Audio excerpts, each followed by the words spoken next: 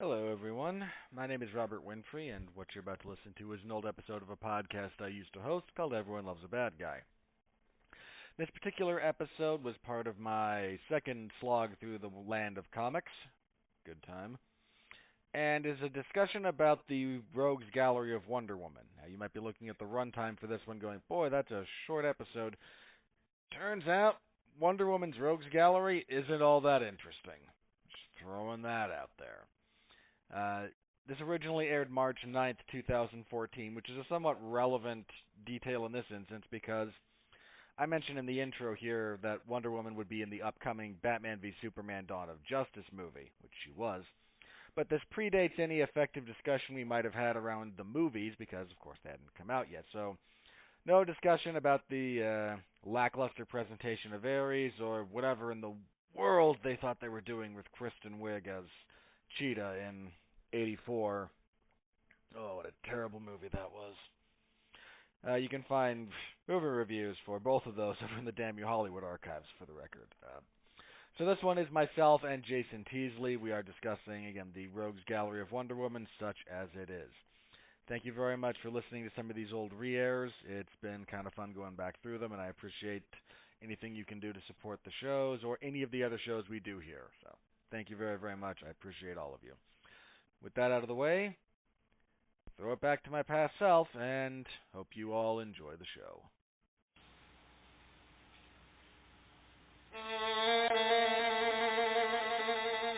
Start.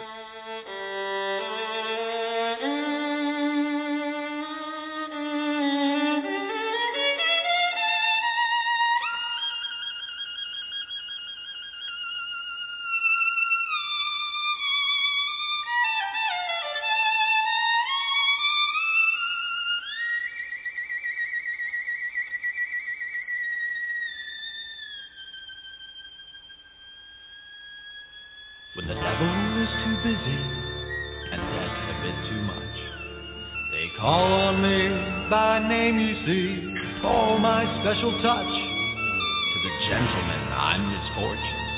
To the ladies, I'm surprise. But call me by any name, anyway, it's all the same. I'm the fly in your suit, I'm the pebble in your shoe, I'm the bee beneath your bed, I'm the bump on every head, I'm the heel on which you slip, I'm the pin in every head, I'm the thorn in your side, makes you wriggle and writhe, and it's so easy when you're evil. This is the life you see, the devil tips his hat to me, I do it all because I'm evil, and I do it all for free. Your tears are all the pay I'll ever need.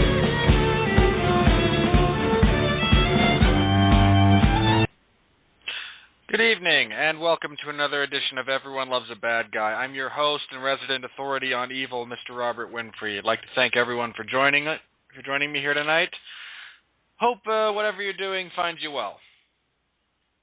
Odd sentiment for someone who focuses on villains, but hey, that's where I'm standing on this right now.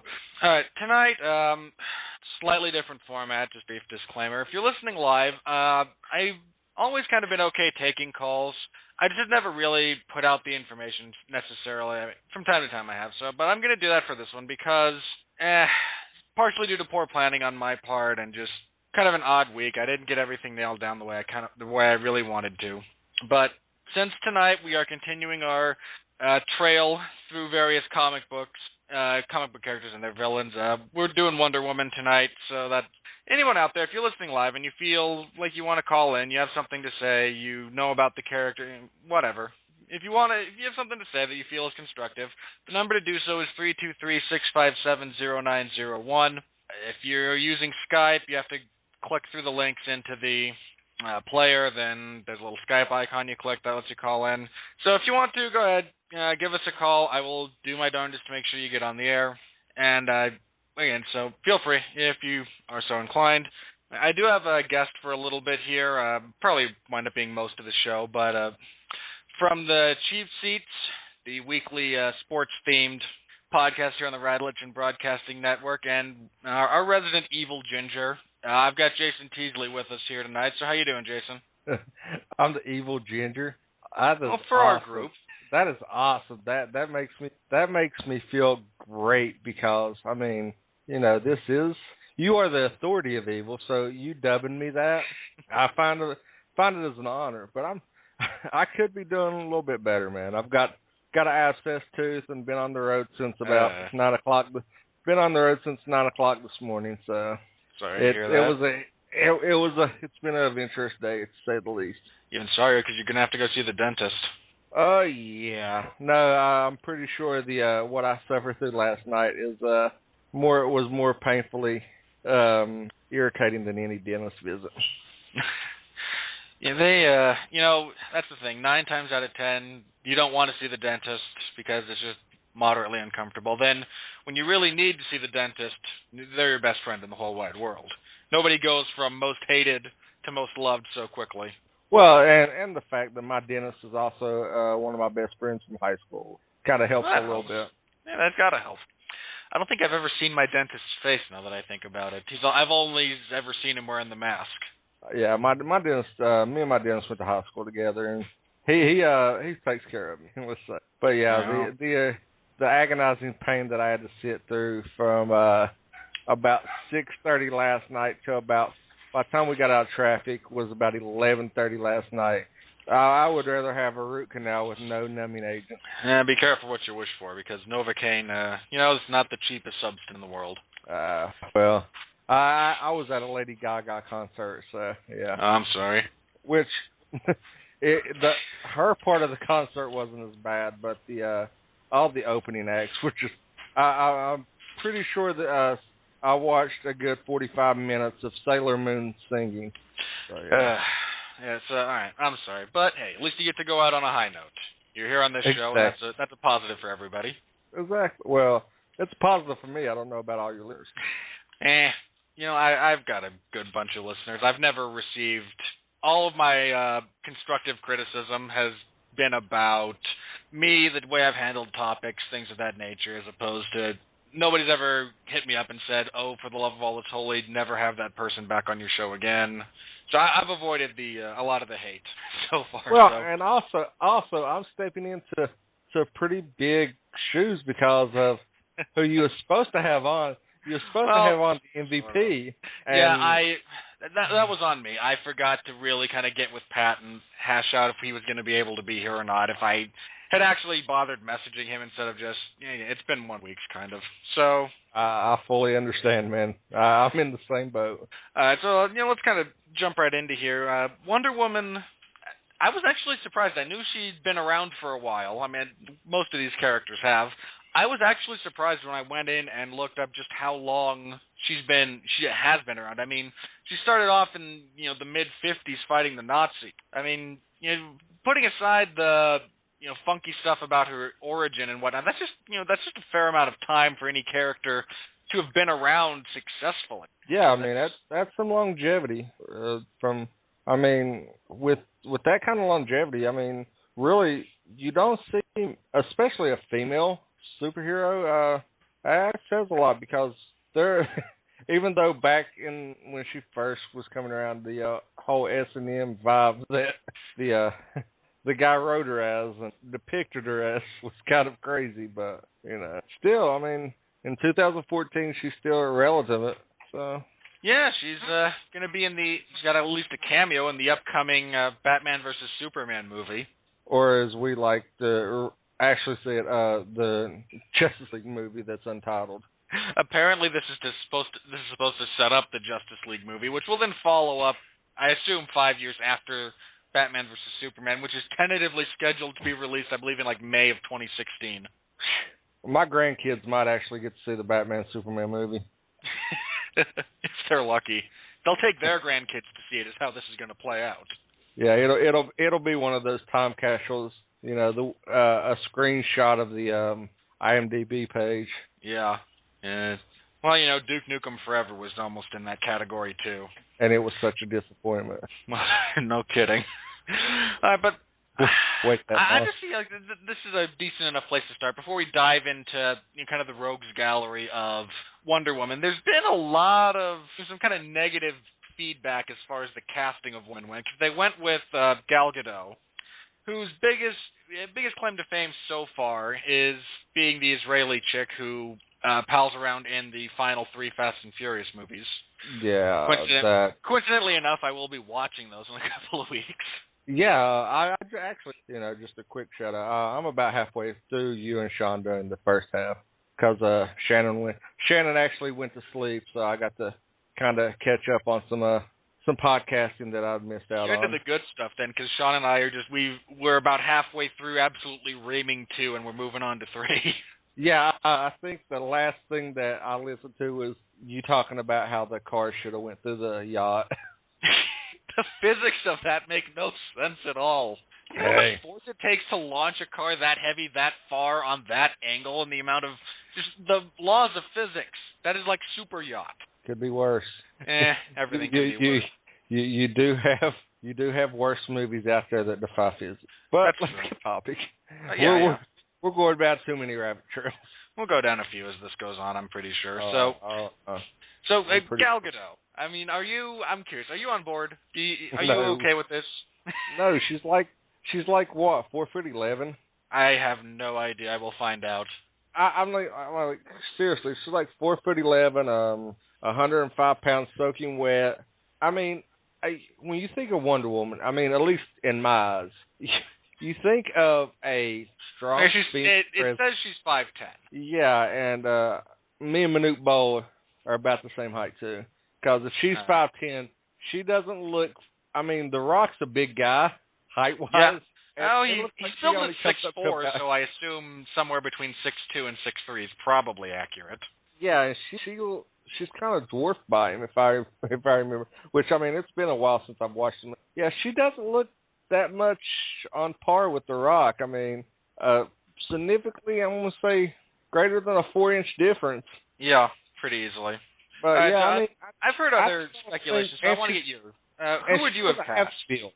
Who I would have cast? Oh, that's actually a good question. I mean, when this came out, everybody I know was like, "Oh, that's horrible." And I think Mark and Sean have had a couple of discussions about this, so I'm just curious your take on it. Ideally, which I mean, it's an impossible casting because she's already in a comic book franchise. Is the chick that plays Sif from the Thor Jamie Alexander. Yeah, I mean, just somebody with that type of body type and that just that presence on screen. She doesn't look like she would really put up with a lot. I mean, especially in the Thor movies, you get that presence from her, and she just has the body type that you would picture a female to play Wonder Woman. But with her out, I don't know, man. That's tough. I'm gonna have to like do a little. Sit down and think about it. Yeah, it's an odd one. I mean, it's easy to say no, I don't like that one, but coming up with somebody that might fit, it's a little bit harder. So I don't know. My other issues, I don't feel Zack Snyder has earned the right to cast people who I kind of raise my eyebrows at. The girl that they had, the TV show they had, I seen the pilot for it. She kind of pulled off the Wonder Woman look a little bit. Oh, wait, which television series? No, not the 70s one. Oh, the new one? They shot a pilot for one, I think in 2004, that just didn't, or something like that. This one was like maybe a year or two ago. Let me find out. I've got my list of alternate versions here. Hang on. Yeah. Let me see. They was making fun of her because she had like mom jeans. Looked like she had mom jeans on or something because they had to go in. Yeah, no, there's one that looks like they shot one for 2011. Yeah.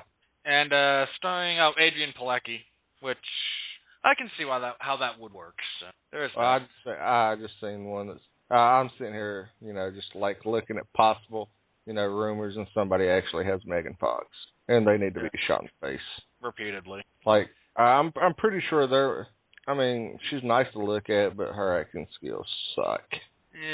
Especially if you get over her man thumbs.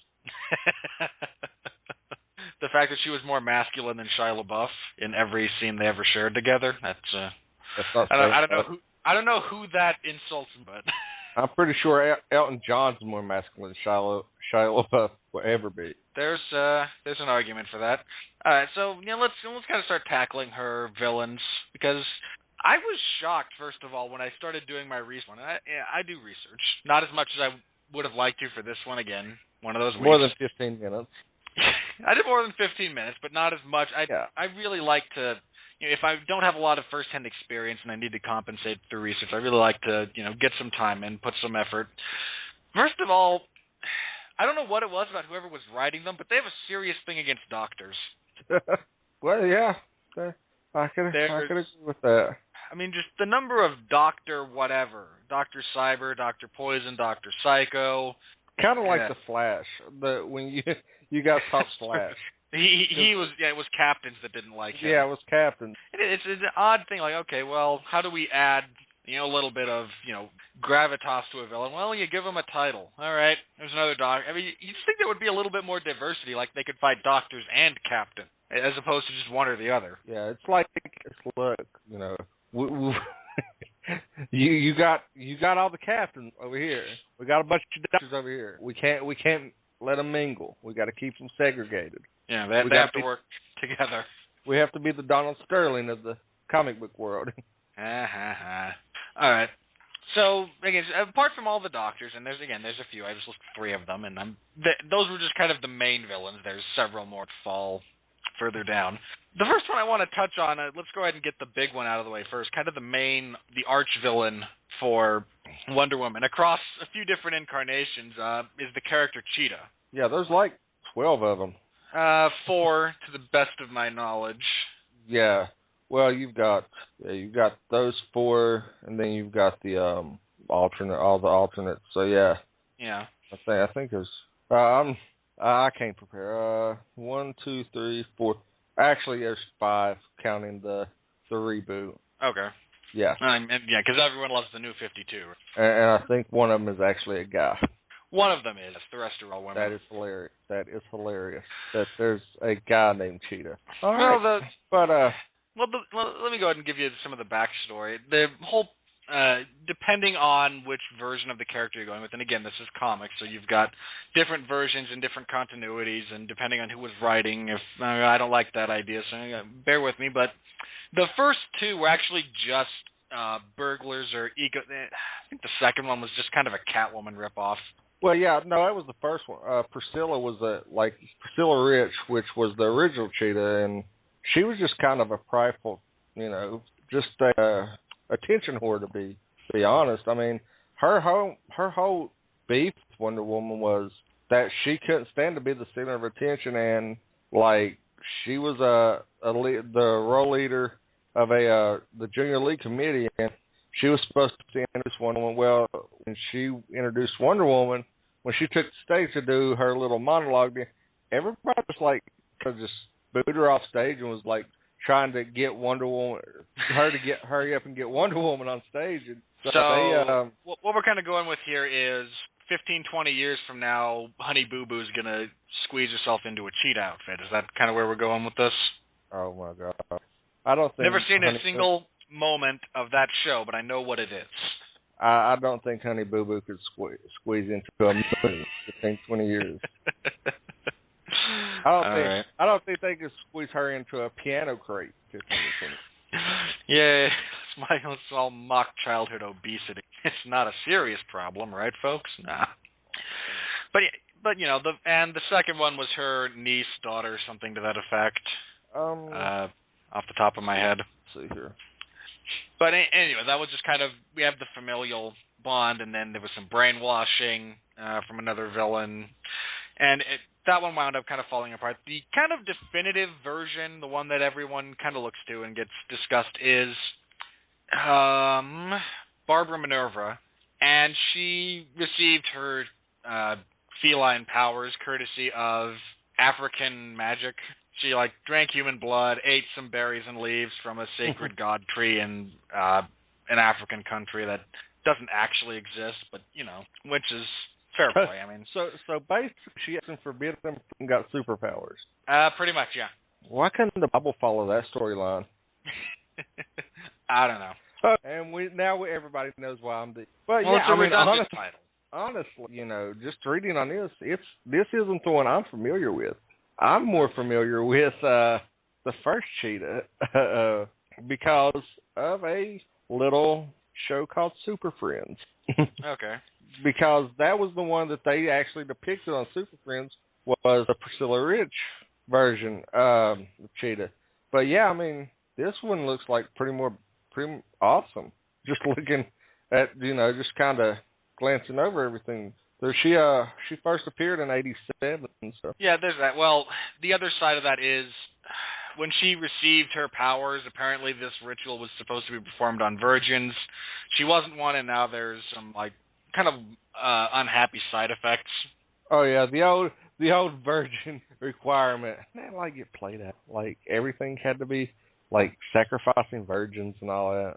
There, a lot of cultures and mythologies have used that particular bit of qualification for receiving powers and whatnot, and it's it's not one that gets mentioned all that much from a contemporary standpoint.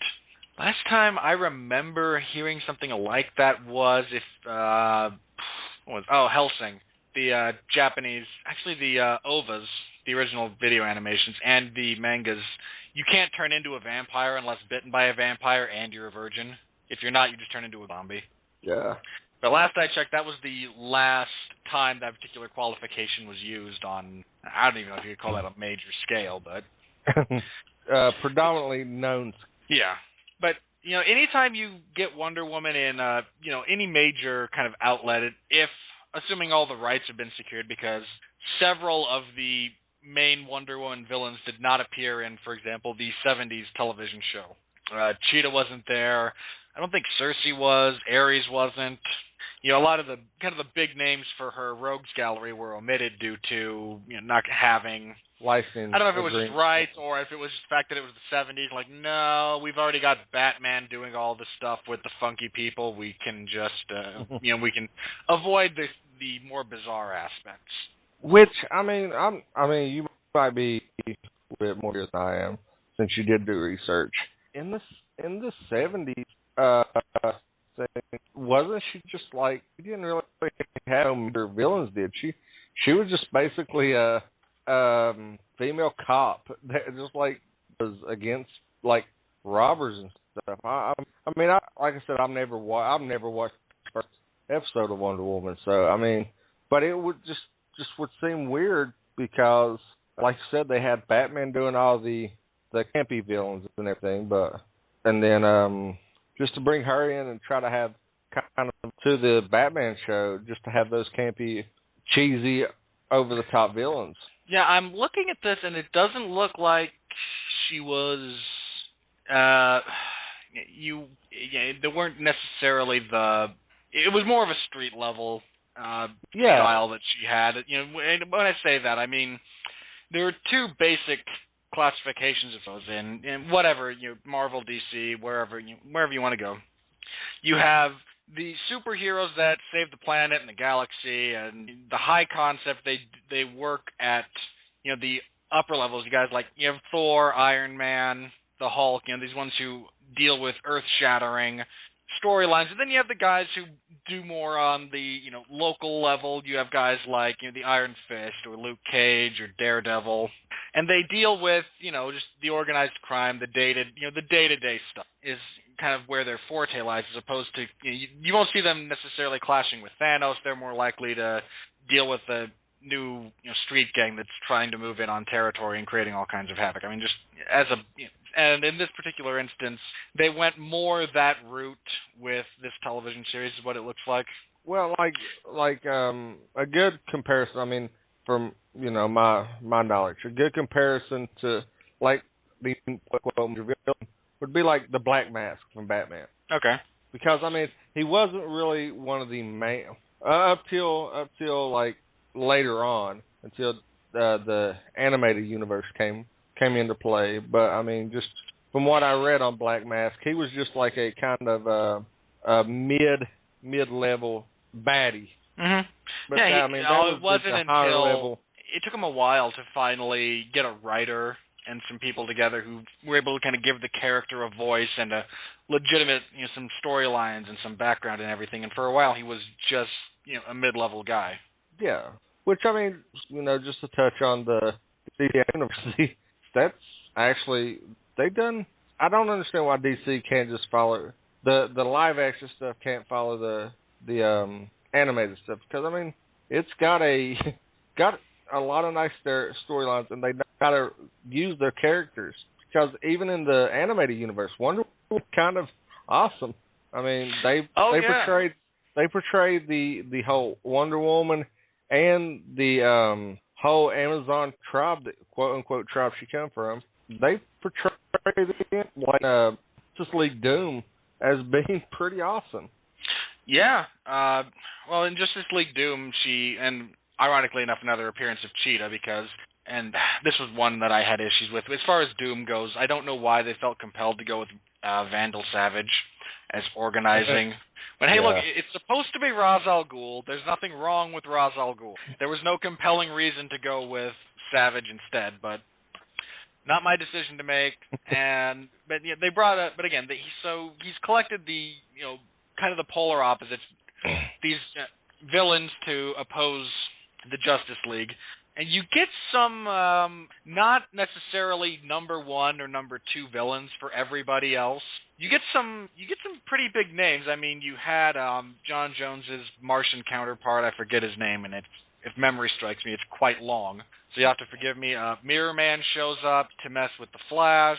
Bane is there to take on Batman. I think it was Metallo is the guy they go after Superman, and you have Star Sapphire to go after Green Lantern. But with all that, it's Cheetah is the one who shows up to take on Wonder Woman. Now, her rogues gallery from, my research, not the best in the world. You have some cool ones. There's some laughable ones. Oh, yeah. But for this case, you did get the main one to kind of show up and take on Wonder Woman, and it's been Cheetah, and it's been that way for a really long time. She's been kind of the arch villain of Wonder Woman for most of her run. And she's the one who shows up in a similar storyline to a different line. It involves Lex Luthor, but I forget what it's called, but a couple of episodes of the Justice League animated series, Cheetah shows up when Luthor tries to assemble his Injustice League. Well, yeah, I mean, the Legion of Doom, Cheetah was always in the... I'm kind of dating myself because I grew up with it, watching it as a, not first run, but it was in syndication, and I watched it. And you had Solomon Grundy, Luthor. What was the big giant smart ape? I think it was the Ultra-Humanite. Yeah, and then you had Cheetah. You had so you kind of didn't. They kind of went with a nice little ensemble of the villains and counterparts. So. Yeah, and again, and I kind of want to dovetail into the second one that I really want to talk about. And there's two that are kind of on a level playing field, again, if you're ranking, if you're a fan of lists and whatnot. And nothing generates controversy like a list. No, that should have been higher. But the next one down, and I'm very specific. I don't place one above the other based on what I've seen. But Diana, Wonder Woman, her backstory and her existence in in the DC universe heavily links to their version of Greek mythology, and both major comic book distributors, both DC and Marvel, have characters that lean heavily on various mythologies. But one of Wonder Woman's opponents, and if it's not Cheetah, I would assume this is the other one that would probably come to mind for fans of the series, is when you get in and she has to start messing with Cersei. Yeah, I've seen that. Which I know the ones you want to tackle, but I'm getting ready to send you something that's great.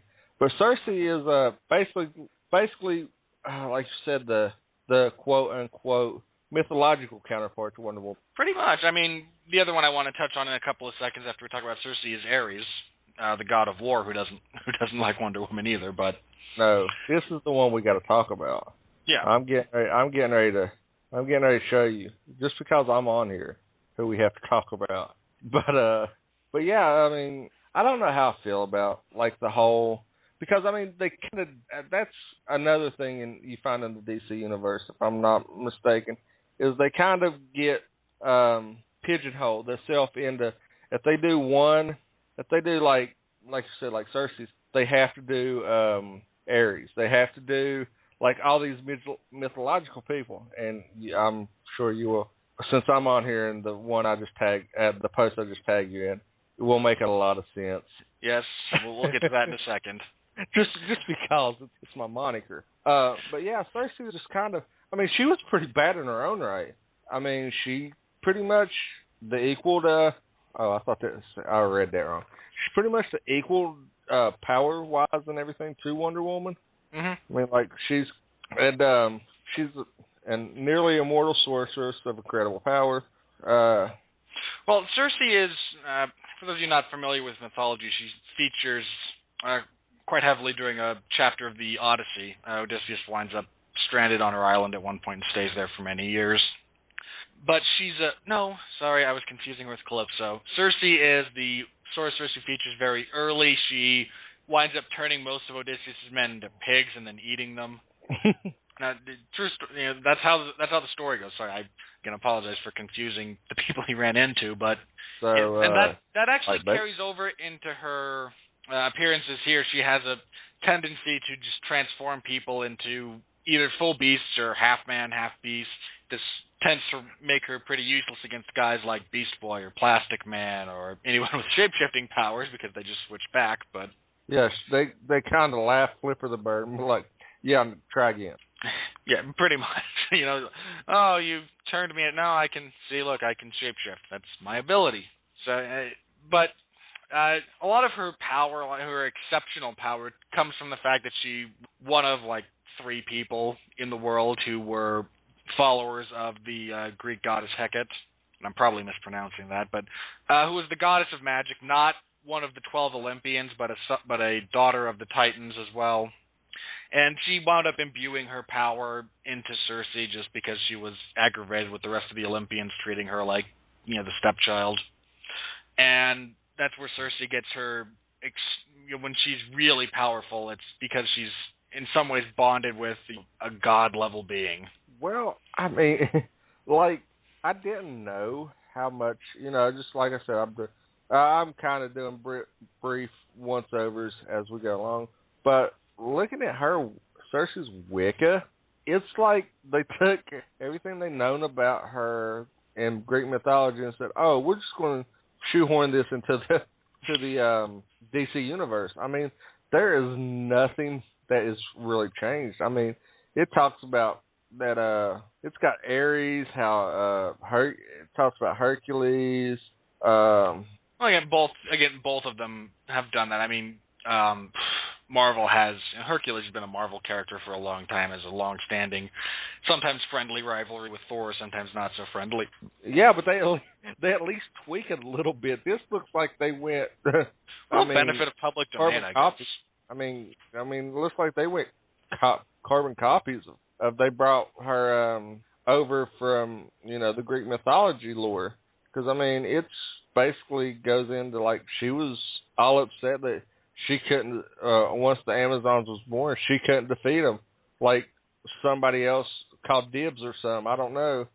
It's like she gets all upset. I mean, it's just kind of reading like the actual beef that she had with Wonder Woman is kind of funny. I mean, a lot of them are, when in some cases it's lacking context. Just read about some of these clashes. It's like, oh, well, that's amusing. Why can't you just, shake hands and be friends? Yeah, I mean, hug it out or something, please. We don't need to keep causing this much destruction, especially if you're not willing to kill the person responsible. But I digress. Can't we all just get along? But she's, Cersei's she manipulated a major war between the various gods. Things like got the Romans and the Greek gods to fight each other. Yeah. That's what I was just reading. One of the things that kind of strikes me is she, and this should tell you something about just the depths of her hatred and her conniving and her ability to really, the amount of which that she wants Wonder Woman to suffer. She actually created an alternate personality for herself. And then using magic, made that personality unaware of who she really was. And then this person became Wonder Woman's closest friend. Just because she figured that was the only way she was ever going to get close enough to actually land a blow that could potentially kill her. Yeah, this is you got to remember, this is back way before Facebook and MySpace and everything. They couldn't just text each other, send each other a nasty Instagram message. They had to actually, put some thought into this. As ridiculous as it is. And why would you want to make yourself something to be her best friend? It's like, oh yeah, I want to be your best friend just to betray you. Again, there's a special kind of crazy that goes into that particular bit of thought, that particular bit of logic. It's DC Universe. Sometimes they get it right. Sometimes they screw it up royally. Yeah, nobody bats 1,000. But all right, the other one, and again, we mentioned that there are some. We've hit kind of the big ones, and again, the other one that I wanted to touch on, and we can maybe come back to if we have time and inclination after we get to some of the less auspicious members of the gallery. But the only other one that I really kind of thought might warrant discussion was Ares, and again, God of War winds up going by Mars, kind of by the end of it. Just wants to cause war. He derives power from it, so his goal in life is to create World War III. Following the resolution of World War II, he's immediately on to 3 because he's God of War. Like a hop. Yeah. But to get into some of the silly ones, you posted a picture up there that I saw. So you want to talk about Blue Snowman, who happens to be one of her enemies. So go ahead. Do you want to build? I'm curious. I'm sorry. They could just because this is just like I don't know. This is just with that hilarious. song having reached earworm status for everyone on the planet, even if they haven't seen the movie. Do you think they should revive? They should revive the character. I mean, especially they could just, and better yet, as because I mean, basically the way it's read, it's a really cheap, generic version of Dr. Freeze, of Mr. Freeze. It's just like Blue Snow. He invents Blue Snow, a special form of precipitation that freezes everything it touches, and it's supposed to serve humanity. And it just goes wrong. And and I'm a giant snowman. So just snowman armor, right? I'm basically it takes a wrong turn. And he becomes a giant. But let's just go with the theory of blue armor. Have him whistling the tune as he builds it. Her, I think. I'm pretty sure it's a woman. Well, it says it's a female, but yet it is. Yeah, she pretends to be a man. Well, that and maybe your backstory. Your backstory could be she wanted to be Wonder Woman's friend, and Wonder Woman was, always in her room. So, yeah. Go away, Diana. Okay, bye. But yeah, I mean, it's just laughable. I mean, like some of these rogues. I mean, they're really laughable. Everybody's got the laughable ones. But yeah. Oh, yeah. Robert, I hate to do this, but I just received a call, and I'm gonna have to leave you, bid you a fond farewell. Something came up. No worries. Hey, I'll see you next week. Yeah. I've cleared the schedule for next week. I want to throw this out there. I mean, all 4 listeners that found out that I'm on, that happen to be listening while I'm on. Me and Jesse are doing a draft recap tomorrow at 6 p.m. live. So anybody that wants to hop on and listen to us, we'll probably. I know I'm taking at least one call, and if you got a favorite NFL team, I'm down to accept other calls. I really don't care as long as Donald Sterling don't call me, we're in good shape because that could go really bad. But like I said, man, I know I told you I was on a little limited. It got cut a little bit shorter than what I expected. Appreciate you having me on though. And I will see you I'll see you one week talking about one of my favorite childhood cherished memories. The Teenage you and me both. And like I actually plugged my appearance on our last show. And my my biggest villain of the Turtles is not Shredder nor Krang, and you have to tune in to find out who. You know this. I've already told you. Oh, I don't disagree with you either. It'll be fun. So everybody's got to tune in to find out who I consider the biggest villain of the Turtles. But like I said, I appreciate you having me on. I'll download everything. Hopefully, somebody else that might be listening, Jesse, or maybe if MVP Pack gets off work and he can call in and help you out. But like I said, I just hopped on and tried to offer some help, so you wasn't flying solo. I appreciate it. All right, I'll see you next week. All right. See you later, man.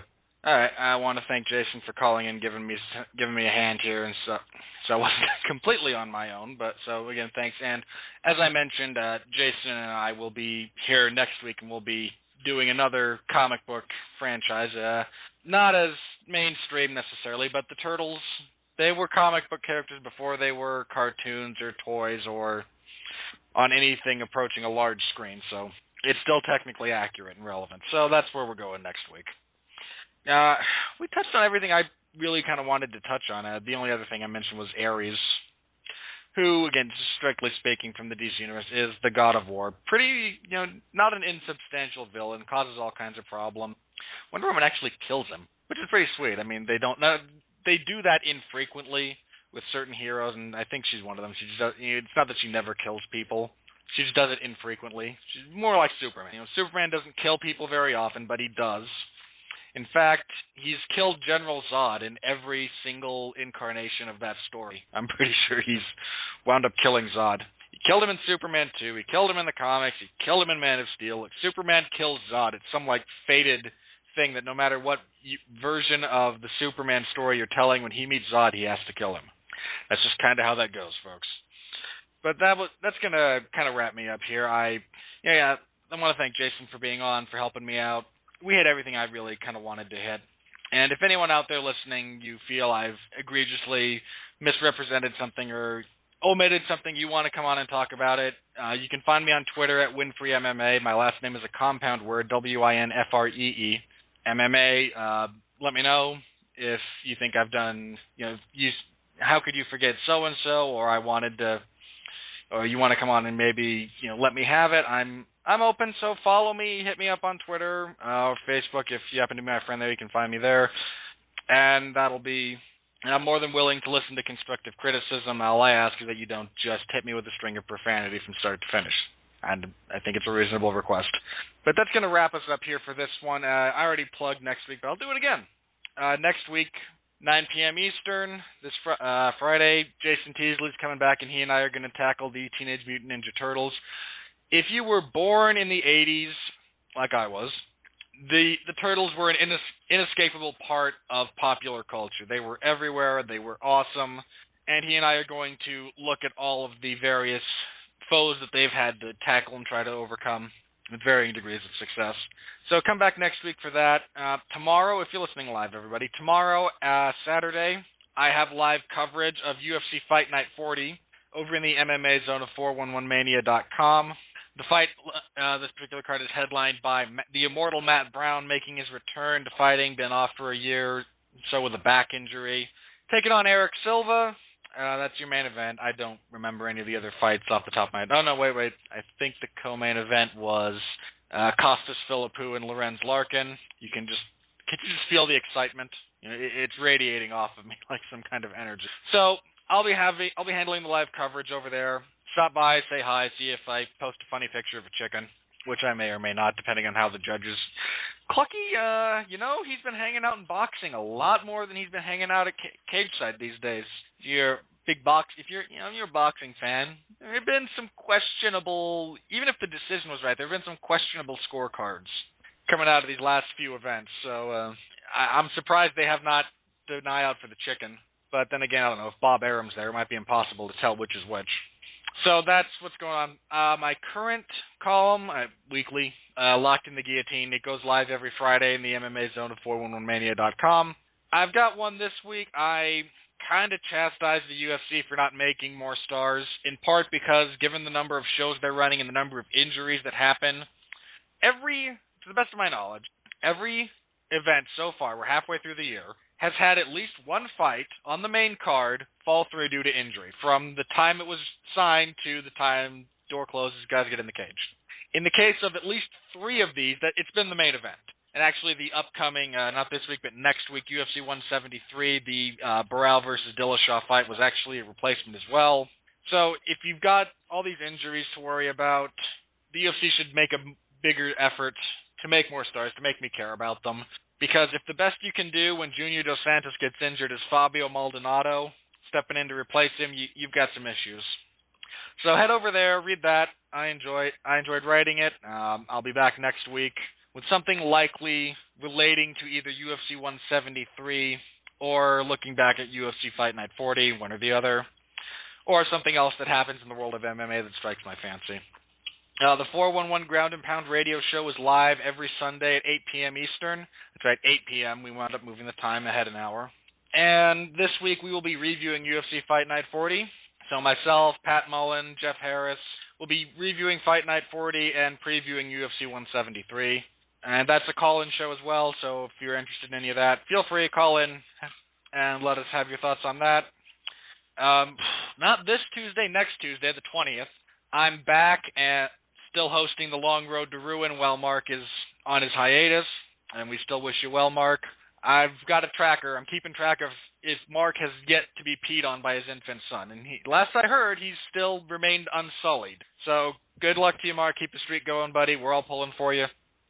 But Sean and I are going to finish up our look at the Fast and the Furious franchise. We looked at the first 3, so the Fast and the Furious, Too Fast, Too Furious, and the Fast and Furious Tokyo Drift, which is live.